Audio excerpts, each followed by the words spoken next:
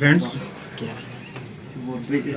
सरकार जो है शपथ लेने जा रही है और मोदी साहब तीसरी बार शपथ लेने जा रहे हैं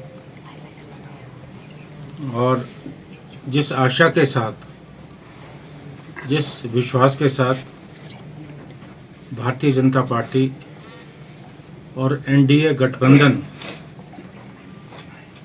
सत्ता में आना चाहता था, देश की जनता ने ऐसा नहीं होने दी।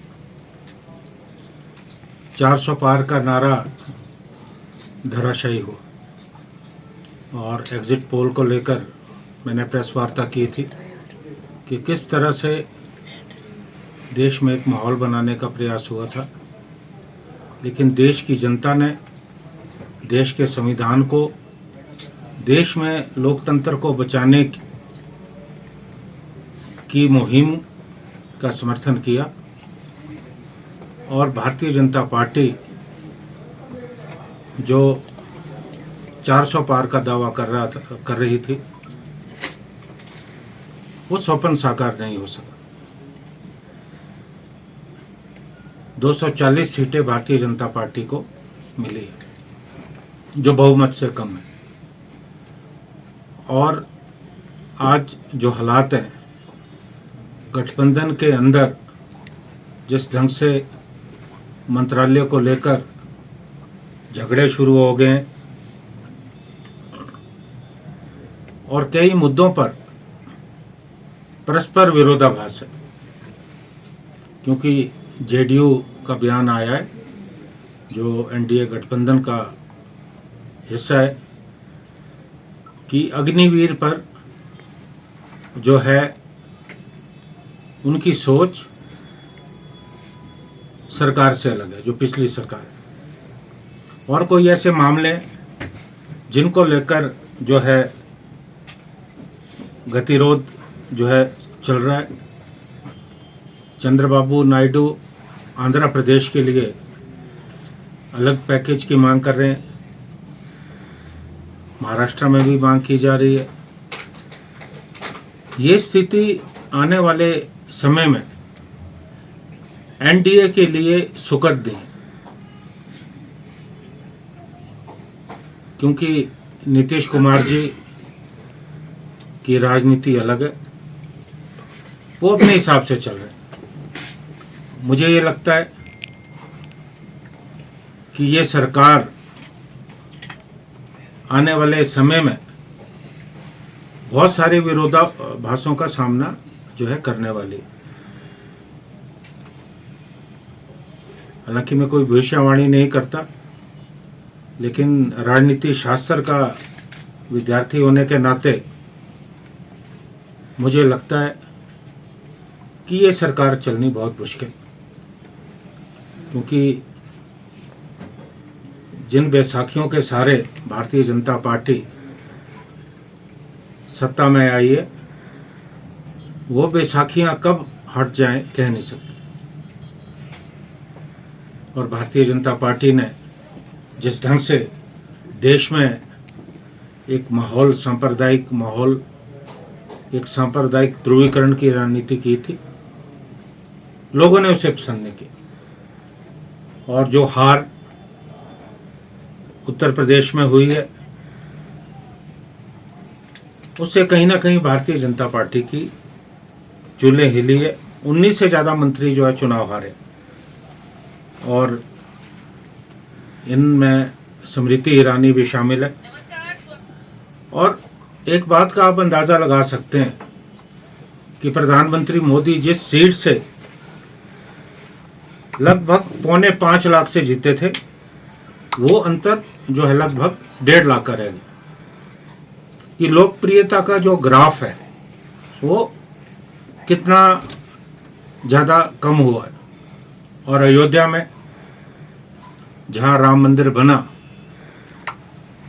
वहाँ भी अयोध्या के लोगों ने भारतीय जनता पार्टी की राजनीति को पसंद नहीं किया। जनता पार्टी चुनाव हारी है, चित्रकूट में हारी। ये अपने आप को इंगित करता है कि जो देश की जनता है। देश की जनता देश में एक ऐसा माहौल चाहती है कि सब जातियों के लोग, सब धर्मों के लोग इकट्ठे रहें, मिलकर चलें। और उन्हें इस बात का संशय था कि अगर तीसरी बार बड़े बहुमत से भारतीय जनता पार्टी का गठबंधन सत्ता में आता है तो कहीं ना कहीं संविधान और लोकतंत्र को खतरा है। और जो मुद्दे थे जो विपक्ष ने उठाए, चाहे बेरोजगारी को लेकर मुद्दा था, महंगाई को लेकर मुद्दा था, इन मुद्दों का आम जनमानस पे असर हुआ। और एक बात मैं यहां कहना चाहूंगा कि इस चुनाव में विपक्ष को कमजोर करने का पूरा प्रयास हुआ। विपक्ष के नेताओं को जेलों में डाला गया और एक डर का माहौल देश में पैदा किया गया। ईडी के जरिए, सीबीआई के जरिए एक माहौल बनाया गया। और ये बराबरी का चुनाव नहीं था, क्योंकि लोकतंत्र में चुनाव में चाहे सत्ता पक्ष हो, विपक्ष हो, एक समान अवसर मिलना चाहिए, जो नहीं दिया गया।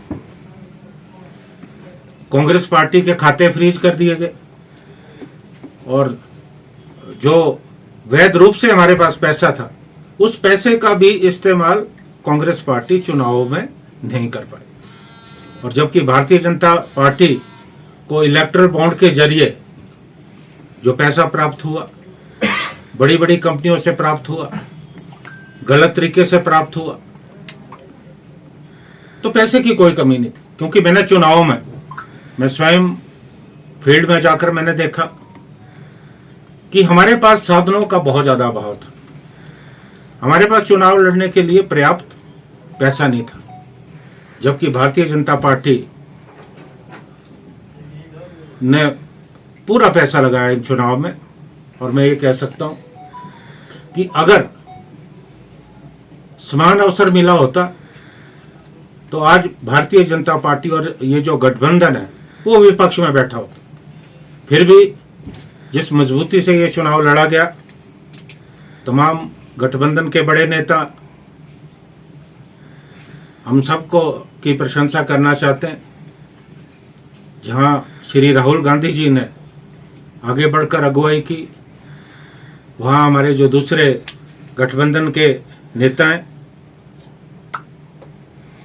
उन्होंने भी जो है बढ़ चढ़कर जो है अपना योगदान इन चुनाव में जो है दिया। और मैं ये कहना चाहता हूं कि जिस ढंग से राहुल गांधी जी ने इस सरकार पर निशाना साधे रखा, हालांकि पूरी कोशिश हुई कि उन्हें हतोत्साहित किया जाए, उनकी सदस्यता खत्म कर दी गई, सुप्रीम कोर्ट ने बहाल की, हर तरीका इन्होंने जो है अपनाने की जो है कोशिश की। मुझे लगता है कि आज गठबंधन मजबूत है और जो बिखराव एनडीए सरकार में पहले से ही शुरू हो गया और आने वाले समय में ये बिखराव जो है और ज़्यादा बढ़ने वाला है। 5 वर्ष तक हम चाहते हैं कि ये सरकार चले, पर हमें इस बात का संदेह है कि ये चलने वाली नहीं। कोई बड़ी बात नहीं कि ये सरकार अपने भार से खुद गिर जाए। और यहाँ मैं एक बात और कहना चाहता हूँ कि जिस ढंग से विपक्ष के समय राहुल गांधी जी ने देश में एक बहुत बड़ी पदयात्रा की, 2 पदयात्राएं उन्होंने की, कश्मीर से कन्याकुमारी, कन्याकुमारी से कश्मीर तक, और दूसरी चरण में भी उन्होंने पदयात्रा की, उन्होंने लोगों को जोड़ा और जिस संदेश को उन्होंने देना चाहा उसमें कांग्रेस पार्टी कामयाब हुई है। और वो दोनों सीटों से जो है चुनाव एक बड़े अंतर से जीते। और रायबरेली और अमेठी की सीट जो परंपरागत कांग्रेस की रही हैं, इस बार वापस जो है आई हैं। और मुझे ये लगता है कि अभी कांग्रेस वर्किंग कमेटी की मीटिंग है, ये मेरे अपने व्यक्तिगत मेरी सोच है कि क्योंकि राहुल गांधी जी ने आगे आकर जो है लड़ाई लड़ी। और मुझे लगता है, मैं व्यक्तिगत तौर पे, मेरा आग्रह सभी कांग्रेस वर्किंग कमेटी के सदस्यों से रहेगा, पार्टी से रहेगा, कि वक्त आ गया है कि राहुल गांधी जी को एक बहुत बड़ी जिम्मेवारी, चाहे संगठन हो चाहे विपक्ष की जो भूमिका है उसमें जो है मिलनी चाहिए। और तभी हम जहाँ कांग्रेस पार्टी को मजबूत रख पाएंगे, वहाँ जो मौजूदा सरकार जो बनने वाली है उस सरकार पे हम अंकुश जो है रख पाएंगे। Thank you very much.